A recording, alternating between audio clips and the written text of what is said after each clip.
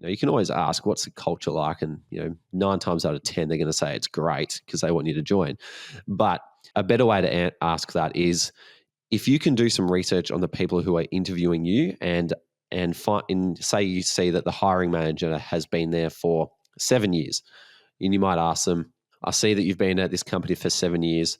What is it about the organization that you enjoy that has kept you here for so long? Or on the flip side, if they've only been here for 6 months, 1 year, you might ask the opposite and say, hey, I saw that you're new to the company, but you spent 10 years in a previous job. What have you noticed about this organization that's different to your previous job that you really enjoy, that makes you come to work every day? G'day guys, coming up on the show today is part 1 of our 2-part Best of Ask SportsGrad. This is a collection of the most popular questions asked by you guys that have made it to the Ask SportsGrad section on the podcast. Today, we're going to dive into your top questions specifically around cover letters and interviewing. You'll learn how to stand out in a cover letter, how to make sure you get to the interview stage, how to follow up after an application if you don't hear back. And then on the interview front, we answer your questions on interview nerves and preparation that you should be doing and questions that you can bring in and much more. So if you're struggling to crack the sports industry job market, put this on repeat. Let's go. I started volunteering. It's all about who you know in sport. Am I going to be calling the last 10 seconds of the grand final? You can connect with the interviewer. The hand goes up when they've got to make a decision. Having a network is one of the most important things you can do. I didn't necessarily follow my passion. I followed my curiosity. Once you've worked in sport, there's no going back. And then lo and behold, before I left, I got offered 2. Are you aiming for a future in sport? Be ready to transform the industry. Study with Deakin and be prepared to redefine what it means to work in sport. Deakin's School of Exercise and Nutrition Sciences is ranked number 1 in the world. So if you want to turn your passion for sport into an impactful career, get ready to push the limits of exercise and sports science, sport coaching, sport development, sports management, nutrition sciences, physical education, and more. Apply now to study at Deakin in 2024. Hey everyone, I'm interested in learning about the approach you take to structuring your cover letters for job applications. I understand that each cover letter should be tailored to the specific organisation and role, but I'm curious if you have a standardised format that serves as a template for crafting cover letters for different positions. Thank you in advance. And our good friend of the show, Chris McPherson, who's also been on the podcast recently, he jumped on it straight away to share one of his insightful methods that involves ChatGPT. And I love his approach to this. Just have a listen to this. So Chris says, hey Andrea, I haven't so much used a standardized template. I just use a base structure to format the letter layout and use ChatGPT for things such as this. I input some instructions for tone and focus points as well as the job advertisement and my CV, and then ask it to spit out a desired length. I then amend/edit it and find this is much quicker overall. So Andrea, there's a bit of back and forth in this thread, and eventually Chris comes to sharing his ChatGPT prompt, which is absolutely brilliant. So if you are thinking about writing a cover letter, maybe try ChatGPT for this one. So this is what Chris puts into ChatGPT. So Chris says, write into ChatGPT this: you're a highly experienced copywriter with a background in human resources. Please write a professional but semi-formal cover letter with a focus on the following key experiences, taking into consideration the CV and job advertisement description that follows. And then after that, that's when he'll copy in his CV and he'll copy in the job description. And ChatGPT takes into consideration all the information and spits it out with the direction that Chris has provided him, saving him a lot of time. I've spent a lot of time writing cover letters over the years, and a good one takes an hour to 2 hours at least before you come back and review it. So to get a base like this from ChatGPT is an absolute game changer. Nice. Part of the ChatGPT is just getting the prompt right, so that's the kind of stuff that you really need. So seems Chris, our mate, podcast royalty, has absolutely smashed that there. But as you said, saving a lot of time, and it's just about getting that structure right. So another example of great community, help and supporting each other. Rubes, this week question comes from Vanessa, great friend of the show. The question is, I'm planning on applying for a membership sales position. We've seen a few of these go around. Although I don't have relevant experience, I used to work in customer service and a few other sectors. What should I touch on when writing my cover letter? Great question. Because a lot of people just blaze away with their cover letters and dump everything they've ever done onto their cover letter and say, hey, someone hire me. And then it's a copy paste. I mean, if you're listening to this and you've sent out the same resume and the same cover letter to even more than 5 employers, then you need to change because that's the problem. You're not targeting it to the specific role. So, Vanessa, what should you touch on when writing your cover letter? Well, the first thing you need to do is dissect the job description.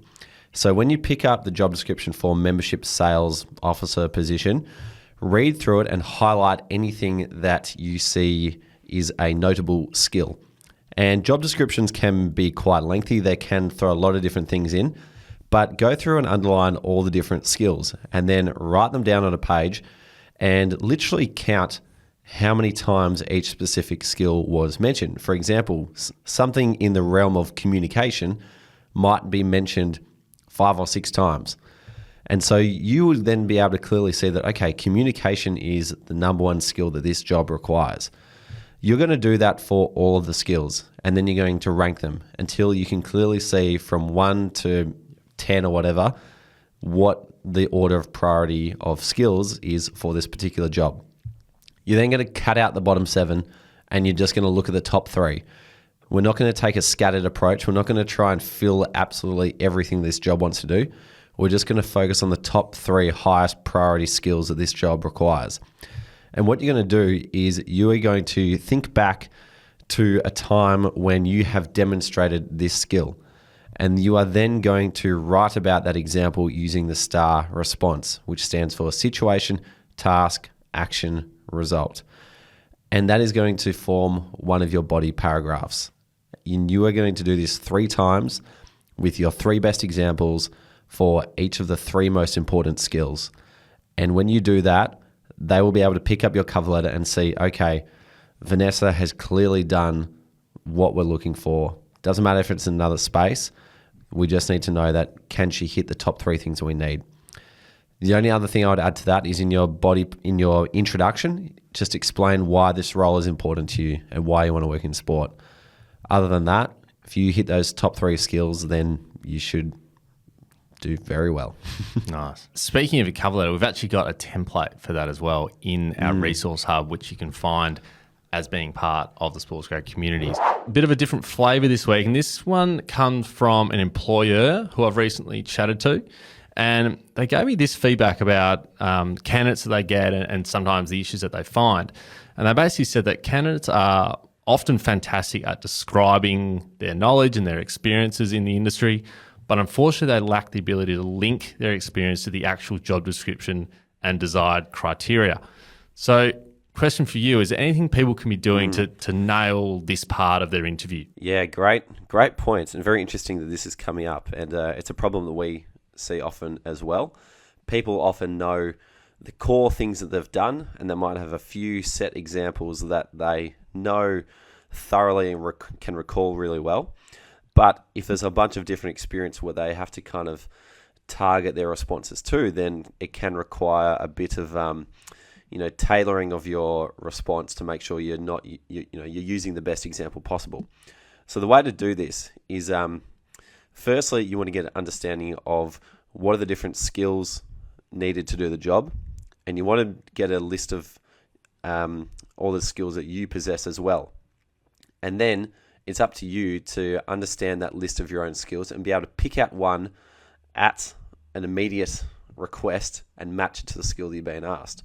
So to prepare for this, you might literally go through a job description and highlight all the different skills involved.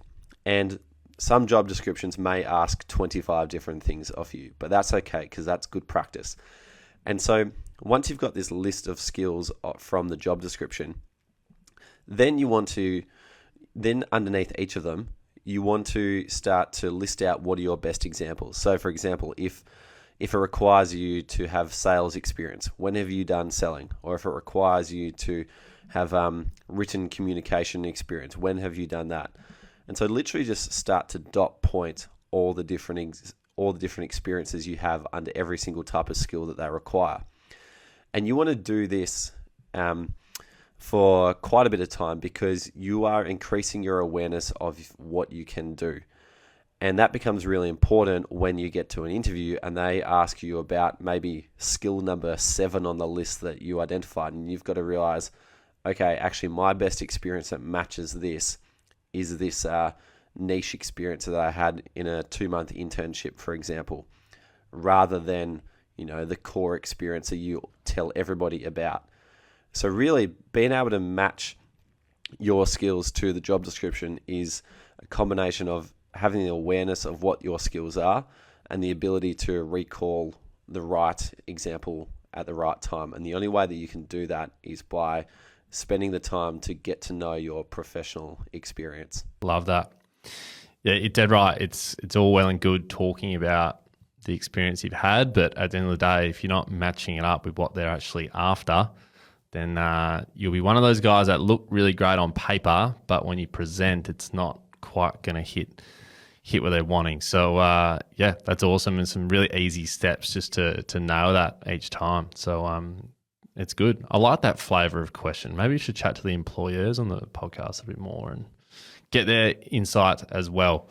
Rubes, this one comes from Claudia, and she says, I get a little bit nervous for job interviews really easily. How can I get myself comfortable? Great question. And I've definitely been in this position where you're going for a job interview, you really, really want it, you put a lot of pressure on yourself, and sometimes the pressure gets too much for you. To try and overcome this, I'd say there's probably 2 parts to it. One of it is doing proper preparation, and the other one is getting your mindset right. So, Claudia, I'm not too sure how far in advance your interview is, but you should ideally be preparing for interviews pretty much all the time. If you're documenting your work on a regular basis, you are constantly preparing for an interview, because that's how you're going to speak about it.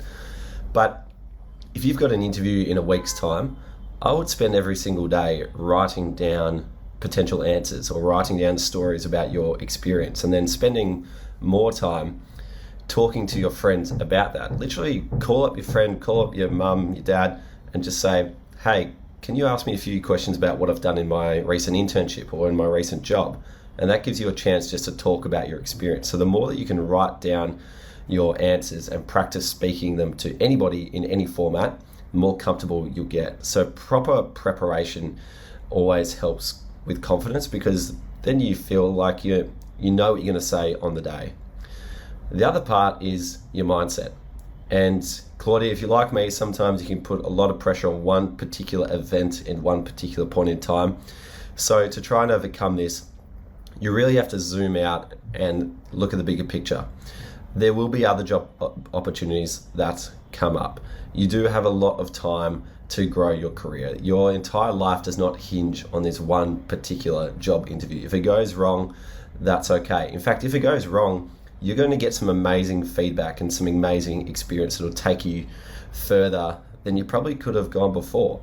So look at it as an amazing opportunity to, 1, have a crack at that dream job that you thought maybe you weren't ready for, or 2, get some interview experience for the next role that comes up, because either way, you either get the job or you learn, and both of them are amazing outcomes for you. So if you can zoom out and try and switch your perspective to what an opportunity you've got in front of you and how it's going to benefit you going forward, then hopefully that can help you keep you calm in the moment. Great question, Claudia. Practice, practice, practice. Repetition, repetition, repetition. That's all it is. That's what gives you confidence. And the question is, do you have any advice on how to best prepare for an interview? Should I try and reach out to someone in a similar position and be asking for help on my interview? Okay, awesome. Great question. Kind of 2 parts to that question. So let's tackle the second one first, in terms of should I reach out to someone in a similar position and ask for help? Yes, absolutely. Because if someone's been through the interview process at the organisation you're applying for before, then they might be able to share with you what are the questions that they asked you, who was in the room. You might be able to look them up on LinkedIn in advance and get some information before you walk into the room, which always helps you feel a lot more confident and helps you prepare what to say as well. For example, when I applied for my job at Cricket Australia, I had a pre-existing relationship with a guy called Joel Morrison.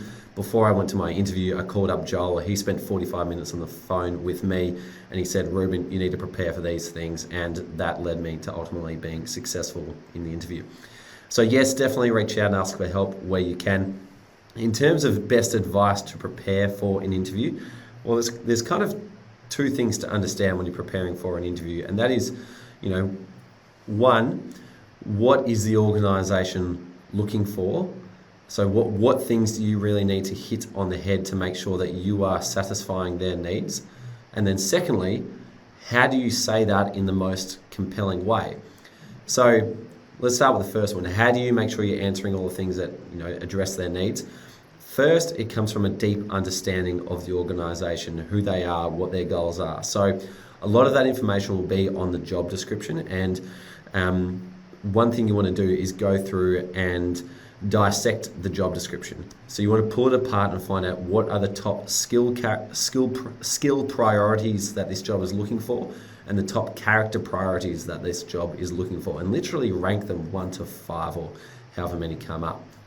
So then you can start to think about, all right, if the number one skill priority for this job is communication, then you can start to think about what are my top communication examples.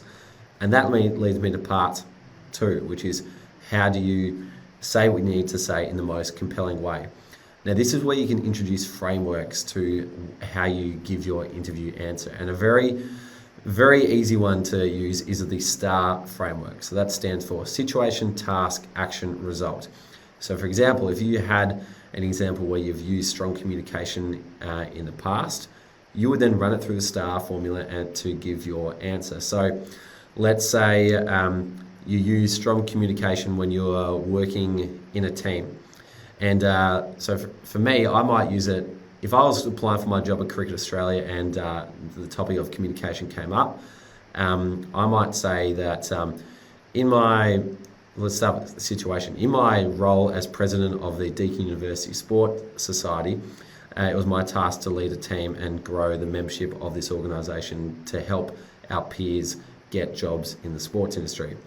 So the action related to communication might be something like, as a part of this, it was my responsibility to make sure that everyone on the committee understand what we were working towards and what they needed to do each week, each month, or before each event. So then you could go into, that's the task. Then you go into the action. What did you do? So to make sure everyone was clearly across what we need to do, and I communicated that to them, I would make sure that I would prepare in advance. What are we working on? What are the key things that people need to understand?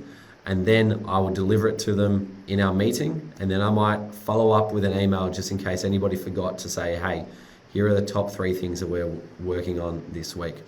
And then you go into the results part, which is, as a result, the team clearly understood their task that we needed to do.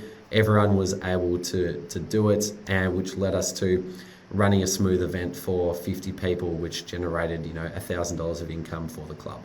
Something like that.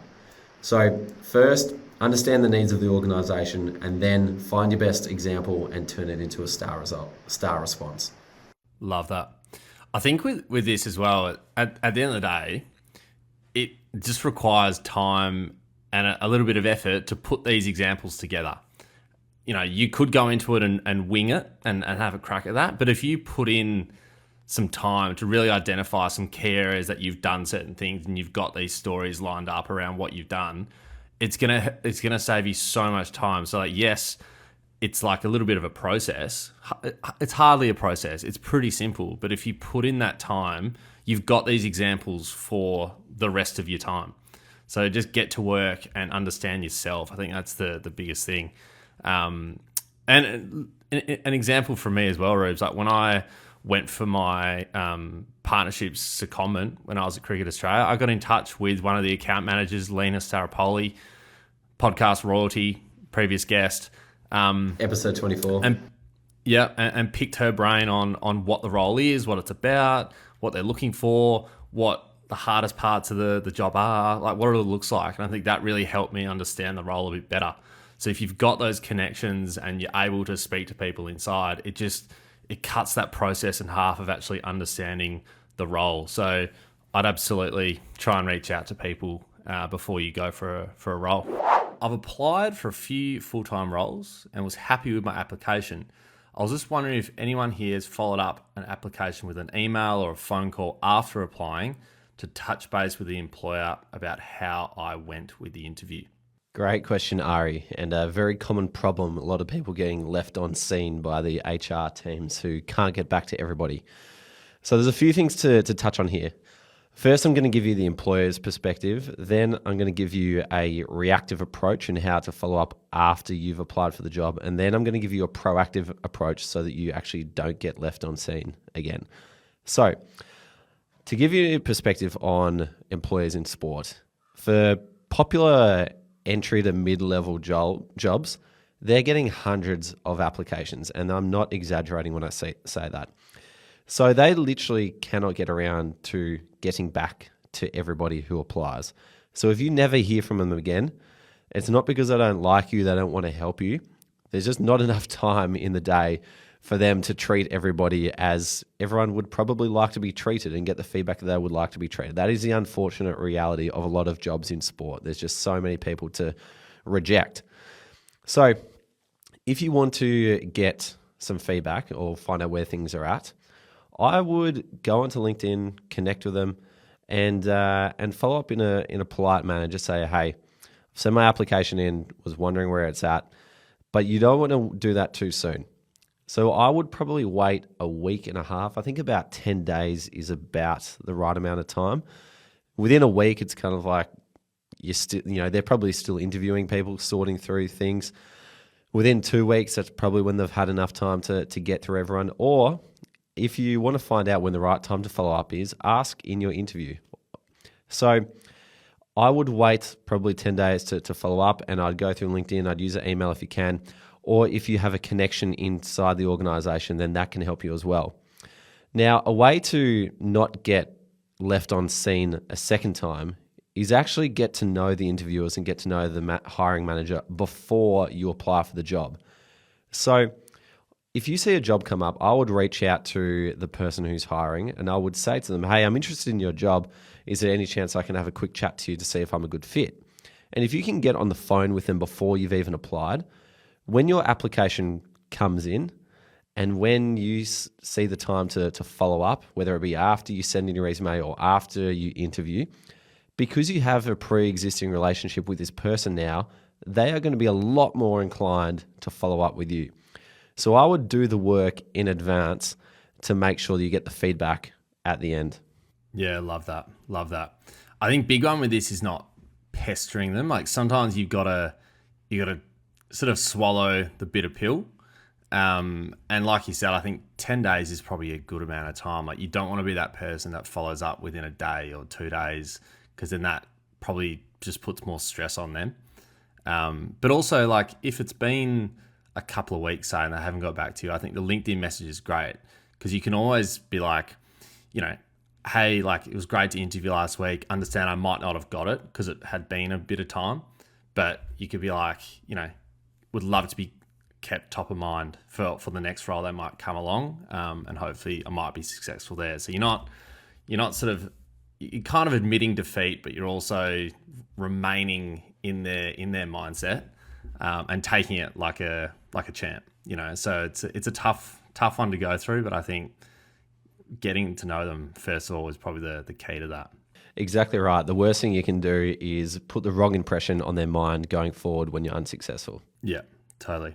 I like what you said about the question, like ask in the interview how long I should wait to follow up. I think that's good. It kind of puts the pressure on them as well to give you a good answer. So that's it. And if they give you an answer, then they are going to want to stick by their word and do what they say. So, make them commit. This is a fun question. I kind of like it. He says, how do you respond in an interview if the interviewer asks, do you have a favorite team you support? Great question. And I would love to know if Pranav has asked this from the point of view where the team is asking if they are your favorite team, because that kind of changes the dynamic a little bit. To give you a bit of context, the very first interview that I did for SportsGrad, the YouTube channel, was with a guy called Jim Kaler, who was the senior vice president for sales and marketing at the Cleveland Cavaliers for 9 years, and worked across the start of LeBron James's career. And so they would get bombarded with people who wanted to work at the Cleveland Cavaliers. And so in response to one of my questions to him, Jim said to me, when we see the superfan walking through the door, we get nervous in a hurry. And that has stuck with me ever since. That was literally the first ever interview I've ever done. And he paints a really nice picture, because you've got to understand that sporting positions are in a very luxurious position where they do get a lot of interest. So a lot of people want to work for them. But what will get you in the door is understanding what you can do for the sport. So as long as you can show a sport that you have a specific skill set that can fill a very specific need and solve their problems, help grow their sport, make them money, improve their operations, whatever the job requires, as long as you can focus on that, then I think it's okay that you share that you have a favorite team. Because, you probably wouldn't want to work in sport if you didn't have a favorite team. Like, for example, hypothetically, if I was to apply for the Hawthorn Football Club now, my favorite AFL team, and they asked me this, I'd probably say, yeah, you know what? I'm a big Hawthorn supporter. I love the club. It would be great to work for you. But that's not why I think I'm a terrific candidate. I think I'm a terrific candidate because of 1, 2, 3 things that fit the job description that they are hiring for. So I think there's no problem with acknowledging it, but just make sure you back it up with tons and tons and tons of evidence of why you actually are the best person for the job. And I reckon they can sniff out a super fan. Like, if you go over the top, they can tell. I remember I once had an interview with West Coast Rubes, and I played on the fact that I went for West Coast. I was like, fantastic, of course I want to work here. But you're dead right. Like, don't spend that much time on it. Like, you have to just move past the fan moment, because you need to kind of move. You need to prove to them that you can think beyond just being a fan of the club. So, which is where the more important stuff comes in. But it's a good question. It is a good question. I'm sure a lot of people out there, might be hesitant to do it, but I think if you do it in the right way, you're all good to go. This one comes from James, and he says, Rubes, any advice on answering the inevitable interview question? So, do you have any questions for us? From the interviewer, what do employers generally like to hear? Great question. And I think this is an outstanding opportunity to showcase yourself and to really make sure that you stand out, because regardless of what question you ask, this is an opportunity to show that you've done your preparation. And it's also a chance to show that you care that the organization is a good fit for you. You don't want to be so desperate that you're just willing to do anything and everything for them and you've got no questions for them. Organizations want to know that they are a good fit for you as well. So one approach that I like to take is to bring in some questions that give off a bit of with or without you energy. And what I mean by that is you got to ask questions that make sure you understand the organization fit your needs. So for example, if professional development is really important to you, maybe ask questions about what opportunities are there to grow and to learn. Or if flexible work is really important to you, ask about, what ability is there to work from home or to work remotely for 1 week, 2 weeks, whatever it might be. Equally, making sure you get along with your manager is super important, because you're probably going to be spending more time with them than any other person in your life. And so asking questions like, what is your management style? Maybe throw a scenario at them. If I was to do X, how would you respond? So that you can get a gauge of, is this person a good fit for you to work with? Equally, you want to know if the culture is good. And, you can always ask, what's the culture like? And, 9 times out of 10, they're going to say it's great because they want you to join. But a better way to ask that is, if you can do some research on the people who are interviewing you and say you see that the hiring manager has been there for 7 years, and you might ask them, I see that you've been at this company for 7 years. What is it about the organization that you enjoy that has kept you here for so long? Or on the flip side, if they've only been here for 6 months, 1 year, you might ask the opposite and say, hey, I saw that you're new to the company, but you spent 10 years in a previous job. What have you noticed about this organization that's different to your previous job that you really enjoy, that makes you come to work every day? So I would be preparing a list of 5-6 questions that targeted at making sure the organization is a good fit for you as well. And that's when you'll get respect from the interviewers. Now, for those people who have listened to the SportsGrad podcast from episode 1, or if you haven't, go back to episode 1 with Ali Durkis, who at the time was the people and culture manager of the ICC T20 World Cup in Australia. And she said that if you are in an interview with her, she doesn't expect you to remember all these questions. It's not a memory test. So if, for example, if you are worried that you are going to forget this list of magnificent questions that you've come up with, feel free to write them down, print them out, and bring them into the interview, because it's not a memory test. It's more important that you get your questions across. And to be honest, if someone did that for me, I'd be quite impressed that they took the time to prepare to this extent and were willing to do that as well. So, James, I hope that answers your question. Prepare questions that make sure the organisation is fit for you. Now, this week we had a question around phone interviews, and in particular, short phone interviews. So one of our members said, what do I need to be preparing for a 15-minute phone interview? And I must say they are a unique facet of the job search and the job application process. So there's a few things here that I thought might help you if you're in a position where you are going for a job and they want to sort of do a phone screening. I think that's probably a better way to put this. It's not an interview per se, but it's their way to sort of screen the interviews coming through who are applying. So I guess the first thing to note is a phone screening is really there for them to suss you out a bit before offering you a potentially a longer interview. So it's not about sort of telling your life story. It's about just being super succinct and sort of thinking, I've got 15 minutes here to impress. I've got to be short and sharp and to the point.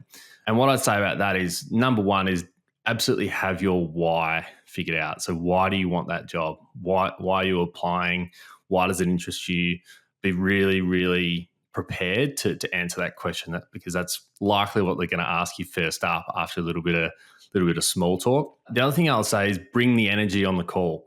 You don't want to seem flat. You want to really, make them notice you. And if they're on a call and they can feel someone's energy coming through, they've got that enthusiasm, they're going to want to speak to you again. They're going to want to interview you in person. So absolutely bring the energy. The next thing I'll say is absolutely have 2 or 3 questions ready to ask. So this is often when people get a little bit stuck as to what to ask and how to approach it. One of my favorite questions to ask in an interview is, what is the biggest challenge that the team's facing at this point?